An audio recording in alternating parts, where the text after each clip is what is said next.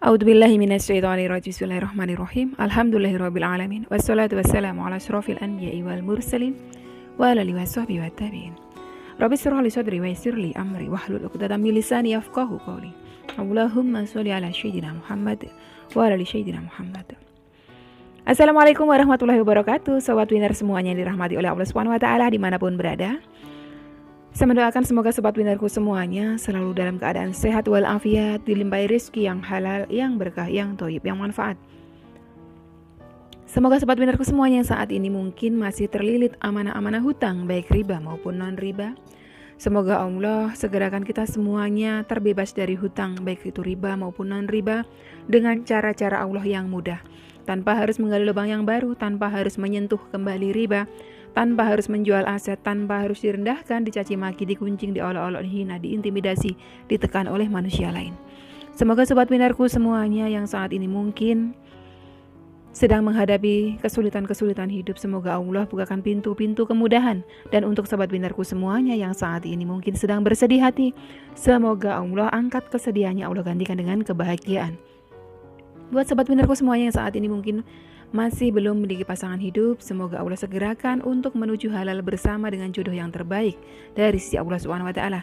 Dan untuk sobat winnerku semuanya yang saat ini masih belum memiliki putra-putri, semoga Allah karuniakan putra-putri yang soleh-solehah. Untuk sobat winnerku semuanya yang saat ini masih berkutat dalam dosa riba, semoga Allah sentuh hatinya dengan hidayah sehingga mau berhijrah meninggalkan riba untuk selama-lamanya. Dan untuk sobat winnerku semuanya yang saat ini sedang berhijrah, semoga istiqomah hijrahnya. Semoga sobat winnerku semuanya saat ini mungkin memiliki hajat seperti saya, ingin berangkat haji maupun umroh. Semoga kita semuanya disegerakan Allah untuk bisa sampai ke tanah suci, menjalankan ibadah haji maupun umroh. Amin. Amin ya robbal alamin.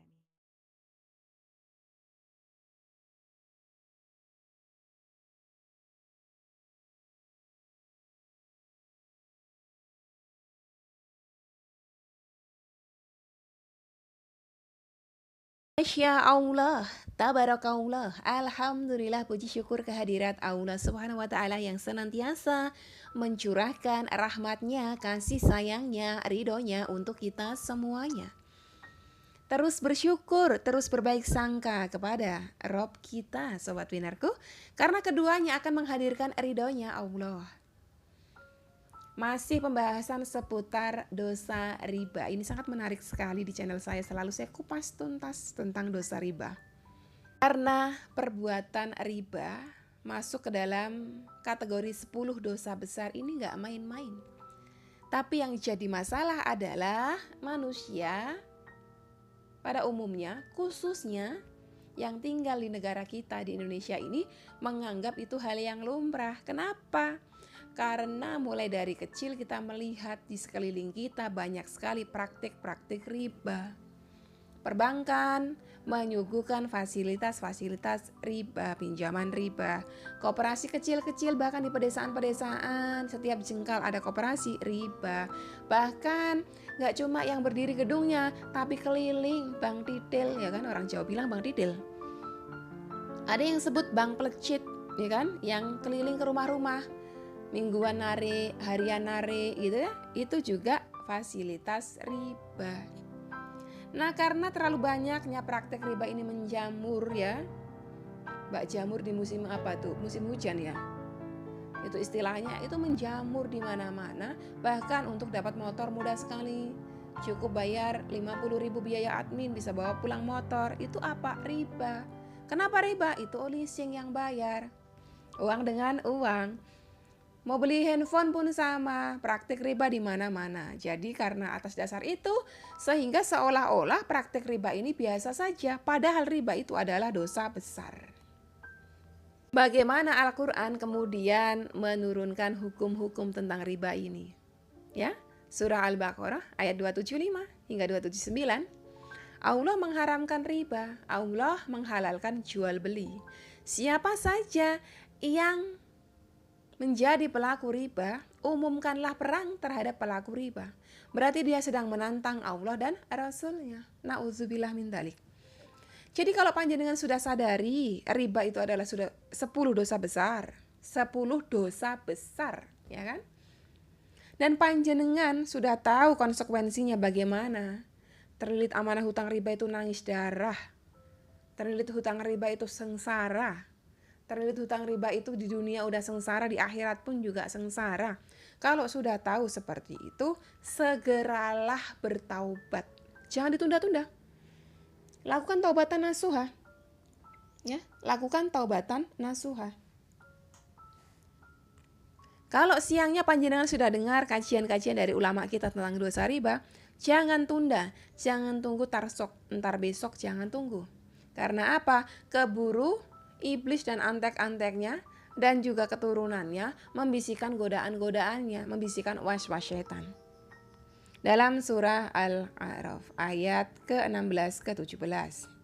Iblis menjawab, jadi ketika iblis dilaknat ya, karena engkau telah menghukumku tersesat, maka saya benar-benar akan menghalang-halangi mereka dari jalanmu yang lurus. Kemudian saya akan mendatangi mereka dari muka, dari belakang mereka, dari kanan, dan dari kiri mereka. Dan engkau tidak akan mendapati kebanyakan mereka bersyukur. Ini benar apa yang diucapkan iblis. Iblis sudah sumpah akan menggoda kita, anak cucunya Adam. Ya kan? Dan iblis tahu, iblis bisa membuat kita semuanya sedikit sekali bersyukur. Seperti di video sebelumnya yang saya sampaikan, seorang sahabat berkomentar bahwa beliau merasa sholawat-sholawatnya tidak menunjukkan tanda-tanda kebesarannya Allah. Itu kan tidak bersyukur kepada Allah. Dari mana bisa tahu kalau Allah tidak memberikan tanda kebesarannya sementara dia bangun tidur, sementara dia hidup selama ini dari kebesarannya Allah, menghembuskan nafas, udaranya milik Allah, menarik nafas, udara yang dihirup pun milik Allah. Dia bisa menghembus nafas, bisa menarik nafas, menghembuskannya, menarik kembali, menghembuskan kembali. Itu semua adalah tanda kebesarannya Allah. Tapi kenapa bisa sampai mengucapkan hal seperti itu, hal yang paling durhaka seperti itu? Karena itu semuanya adalah was-was syaitan. Was-was syaitan itu seperti janji iblis, akan datang dari depan, akan datang dari belakang, akan datang dari kiri, akan datang dari kanan.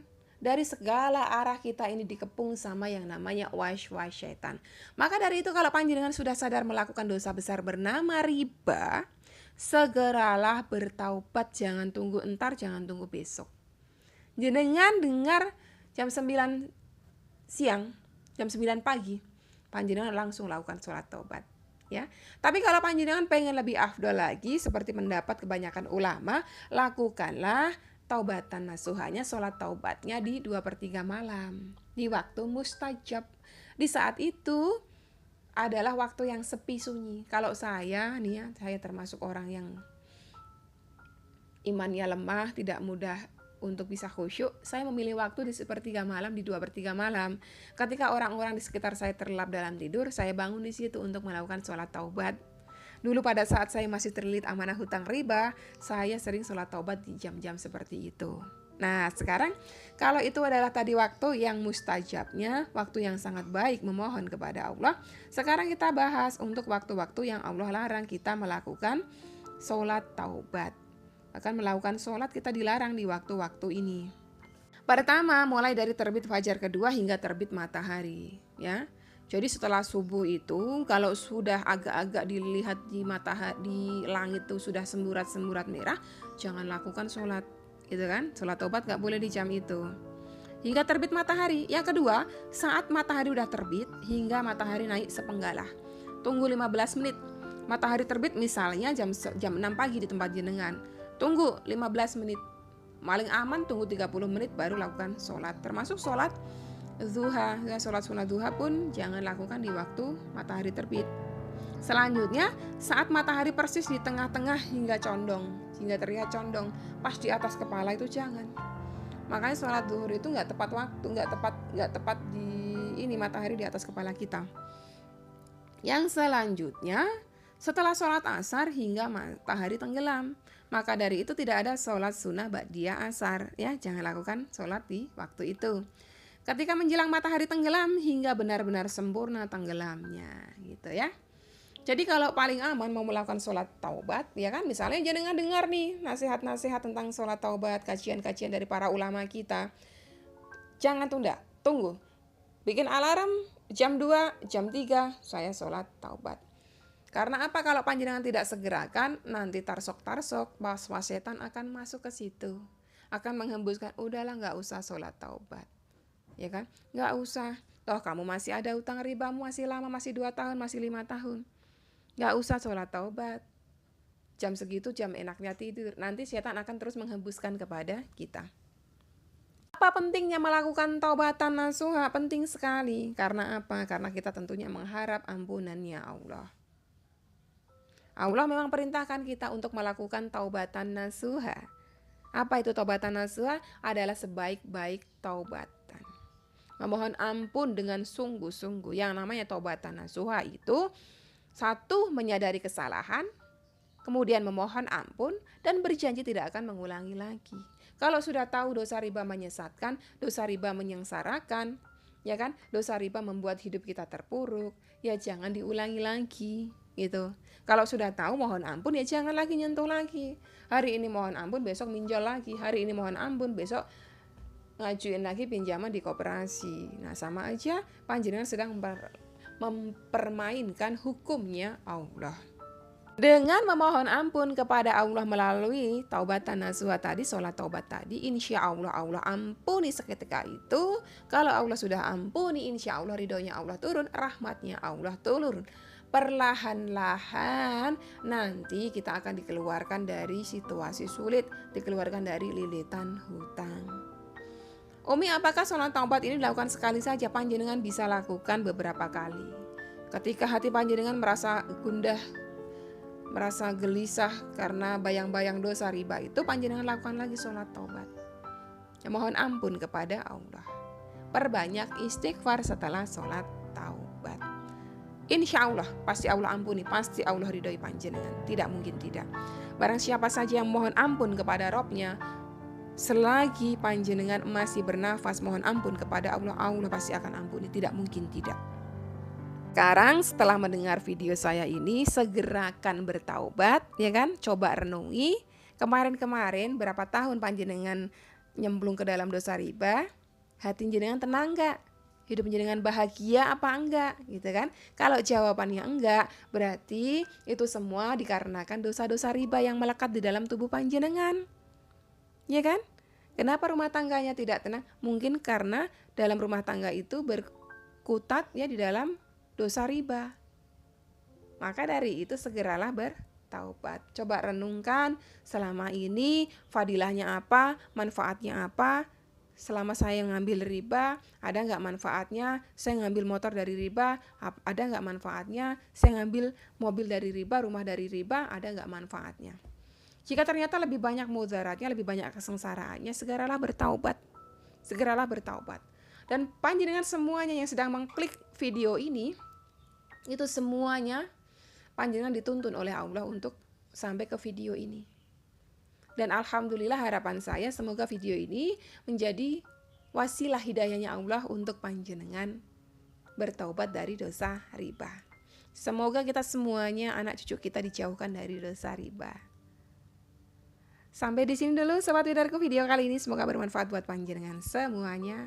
Wassalamualaikum warahmatullahi wabarakatuh.